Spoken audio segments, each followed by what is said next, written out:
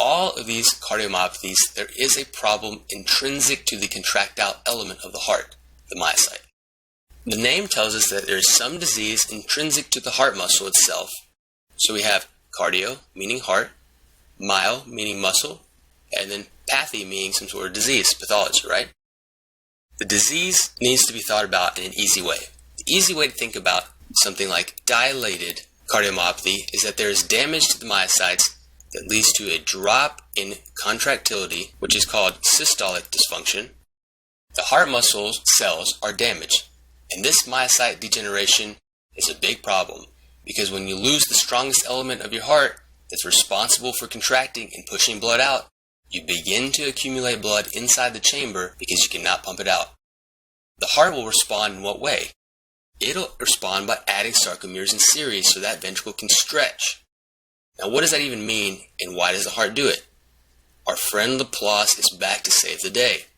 The law of Laplace is an easy way to conceptualize what is going on. So let's draw our left ventricle. Remember, the law of Laplace is given by this equation, where the pressure within the chamber is denoted by P, the wall thickness is denoted by this sweet little n, and then the radius is obviously R, and the wall tension is denoted by sigma. So the law of Laplace basically says that wall tension is what we're worried about, right? So if we increase the pressure in the ventricle, we increase wall tension. If we increase the radius, we increase wall tension. If we increase the wall thickness, though, we decrease the wall tension. And that's exactly how the heart compensates. It follows physics. It doesn't have a brain. It doesn't think. It just does what the law of nature tells it to do. The law of Laplace tells us that an increase in wall tension, which is this, sigma, can be due to an increase in ventricular pressure or radius. Perfect. It says it right here. Or due to a decrease in wall thickness. So in the situation of dilated cardiomyopathy, we're going to be increasing the radius significantly because we're losing the ability of our myocytes to contract and keep that chamber nice and tight together.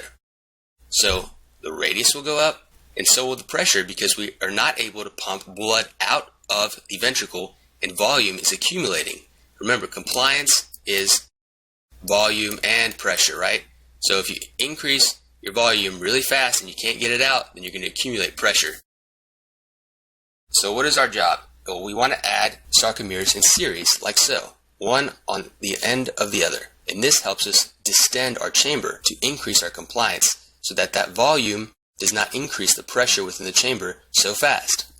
Even though our heart does not like the situation one bit, because this increased volume overload from decreased systolic ejection leads to an increase in our radius, so obviously this segment will come out, which creates significant increases in wall tension. Wall tension is bad. It creates an increased oxygen demand for the myocytes that are still alive.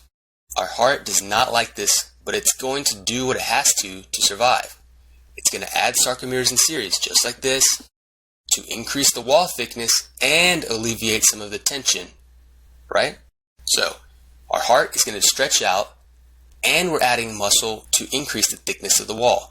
This is why hearts of dilated cardiomyopathy are humongous and 2 to 3 times larger than you would expect for a normal heart. We need to know the causes, so when our patient comes in, we can tell them why their heart is now a huge, thick balloon. Most of the time, we have no idea, which is unfortunate because patients hate hearing the term idiopathic cardiomyopathy. I'm sorry, we don't know why your heart is a large Walmart bag, but we'd love to get you all worked up and tell you everything we can about it. Obviously, idiopathic cardiomyopathy is not going to be a fair game question on your Step 1 exam. It requires no thinking of the underlying etiology. They might ask you what is the most common cause for dilated cardiomyopathy, and that still is not a fair game question. So idiopathic is one of the causes, but that's not what they're going to ask you. They're going to ask you a lot of the high yield ones that tie in some biochemistry. For example, ethanol use, alcohol abuse, wet beriberi. You think this is high yield? Of course it is, because right now you're struggling to think back towards that biochemistry section, and you're like, what exactly are those about? How does it relate to biochemistry? And well, I looked back there, and I'm about to tell you, we're about to both learn this again.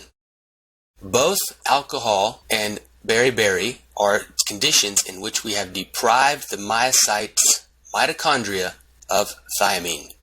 which we know is crucial for the function of pyruvate dehydrogenase. Without thiamine, you cannot make sufficient enough ATP because you're not making your pyruvate dehydrogenase work very well. You need ATP to keep those myocytes contracting. In addition to that, acetaldehyde, which is one of the breakdown products of ethanol, is a direct mitochondrial toxin. So it blasts your mitochondria and then they die. Not only is that bad, but you've disrupted the connection that cytochrome C has to the inner mitochondrial membrane. Remember, cytochrome C is attached to the inner mitochondrial membrane, and if you liberate it, you set off the apoptotic pathway. What are some other causes of dilated cardiomyopathy? How about Coxsackie-B virus, Chagas disease? These are infectious etiologies of dilated cardiomyopathy. There is direct infiltration of the myocyte. Direct. Remember that. This is a virus. Where do viruses replicate? Within the cell. So they're in the myocyte replicating and causing damage by triggering an immune-mediated attack on these myocytes. Now what about Chagas disease? First of all, what is it caused by? Trypanosoma cruzi, right? These release a neurotoxin that directly damages the specialized conduction myofibrils within the heart. What are some other etiologies? Cocaine, doxorubicin, and hemochromatosis. All of these are chemical-induced toxicities on myocytes. Cocaine and the DNA intercalating agent doxorubicin are incredibly toxic compounds. One is really fun, the other is not. Either way, they both directly damage the mitochondrial membrane within the myocytes. So again, this is another theme of mitochondrial damage. The excessive iron deposition that occurs in hemochromatosis leads to the generation of intramyocyte, so within the myocyte, reactive oxygen species. How does that happen? The Fenton reaction. Remember this? We know that hydroxyl radicals are produced, such as OH negative. They just go around piling up, and what happens is that these bad boys pull hydrogens off of places where they shouldn't, such as DNA, phospholipids, and amino acids. All of these are structures that are very important for the structural integrity and functioning of a cell. Can't function without your DNA, lose your integrity of membranes without properly functioning phospholipids, and amino acids are important for protein synthesis. So the dilated cardiomyopathy in pregnancy is a particularly high yield one because it's kind of on its own. It doesn't really fit into any of these other groups of chemical-induced or infectious process or idiopathic. The dilated cardiomyopathy in pregnancy is due to an increase in significant plasma volume. Remember, that is one of the things that happens during pregnancy. You have to have enough blood for 2 people. So you expand your plasma volume compartment. This can volume overload the heart. So it stretches the heart chambers to the point that there is significant myocyte damage. All of these, the chemical-induced, the viral, the pregnancy, the idiopathic, lead to an eventual balloon-like dilatation of the heart, which you can see on chest x-ray. So just look at this radiograph. First of all, this person has a pacemaker, so that's kind of a giveaway. But don't even worry about these wires or the pacemaker. What we need to appreciate is the balloon-like explosion that this heart looks like. Look at this. This is a big heart. Now, what are we going to hear? So let's say we didn't jump straight to our imaging like we'd like to, because we don't want to perform a physical exam, because that's hard. It's so much easier just to look at the radiograph, right? Of course, and that's why test examiners will incorporate physical exam findings to test your knowledge. So we can hear an S3 heart sound, because the hypocontractile heart accumulates blood within that left ventricle.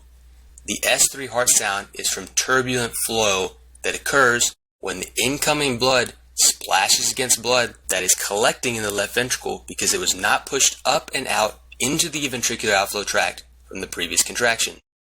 So think about it. Here's your mitral valve, and here's your big, huge left ventricle.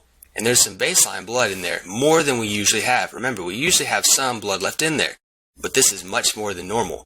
And when the new blood comes in, it makes that noise. When it hits, causes vibrations, and then that is the S3 that you can auscultate with your stethoscope. The treatment for this should be based around increased ability of the heart to contract.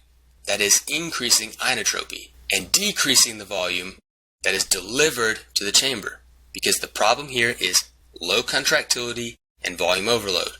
Great ways to do this to initiate treatment are to decrease your sodium intake, because water follows sodium, and you decrease sodium, you decrease your intravascular volume. So how do we do that? Well, we give them diuretics, such as the loop diuretic furosemide, which inhibits the sodium, potassium, chloride cotransporter in the ascending loop of Henle, and by blocking the renin-angiotensin-aldosterone system with an ACE inhibitor, or an ARB if they're not tolerant to an ACE inhibitor, because they can develop angioedema and cough. Now, why is the RAS system activated in these patients anyways? There's poor forward perfusion of all organs, including the kidneys. The kidneys' job is to filter the blood and also to maintain blood pressure. Even though they're a great organ, they are stubborn. They think that their job is the most important. They don't understand that we have dilated cardiomyopathy. All they say is that we are not getting enough blood in our afferent arteriole, and they activate the renin-angiotensin-aldosterone system in addition to the sympathetic nervous system to help regulate our blood pressure. We need to use an ACE inhibitor and a beta blocker to prevent the progression of heart failure, because the juxtaglomerular cells that release renin also have beta-adrenergic B1 receptors on them. So a beta blocker allows us to prevent beta-adrenergic signaling directly on the heart, and also blocks one of the effector cells responsible for continued activation of the renin-angiotensin-aldosterone system. If things really deteriorate and there's such a low contractile force, you can put them on an implantable cardioverter defibrillator, which is known as an ICD. Again, implantable cardioverter defibrillator. If they're really bad, you just go straight to heart transplant, which would be the last step.